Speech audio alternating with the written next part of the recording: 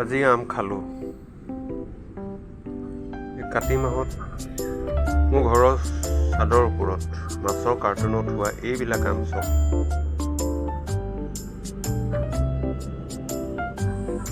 কাতি মাহত আম খালোঁ, নিজৰ ঘৰত লগা। আপোনালোকে দেখিছে এইটো এটা আম পকিবলৈ লৈছে। প্ৰায় 30টামান আম লাগিছিলে, এটা দুটাকে পকি আছে, খাই আছোঁ। ফাগুন চ'তমহীয়া আকৌ ফুলিব আমজোপা।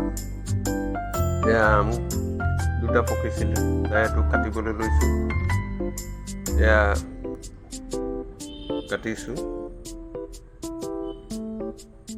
আপোনালোককো খুৱাব পৰা হ'লে ভাল আছিলে, কিন্তু এতিয়া উপায়টো নাই। ভিডিঅ'কে দিছোঁ আপোনালোকক চাবৰ কাৰণে। যদি চাই ভাল পায় কমেণ্টত কিবা এটা লিখিব, ভালেই হওক বা বেয়াই হওক। আপোনালোকেতো বিশ্বাস নকৰিব চাগে, এই কাতি মাহত সঁচাকেই আম লাগিছেনে? কিন্তু মই ডাঠি কৈছোঁ লাগিছে। এয়া খাইছোঁ, খাবলৈ কাটিছোঁ।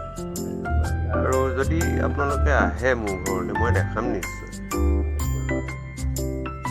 মোৰ ওচৰত ব্লেক মেংগো আছে, সম্পূৰ্ণ আমটো ক'লা হয়। গছৰ বাকলিখনো ক'লা, পাতবিলাকো ক'লা, খালি আমৰ ভিতৰটোহে সচৰাচৰ আমৰ নিচিনা, কিন্তু আমৰ বাকলিটো ক'লা আকৌ দেই, মিছাকৈ কৈ লাভ নাই। যি কি নহওক, এই দুটা আম কালি পাৰিছিলোঁ, আজি এয়া খাবলৈ কাটিছোঁ।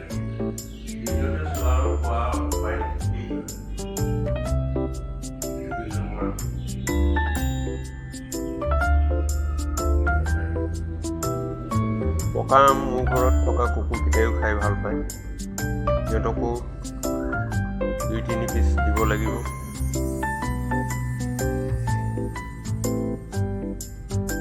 আমটো চেণ্টটো খুব ধুনীয়া হৈছে।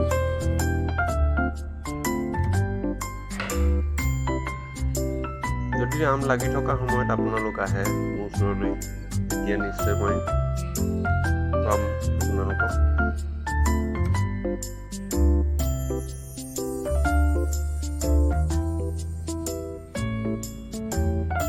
ভিডিঅ'টো চাই কেনে পালে জনাব।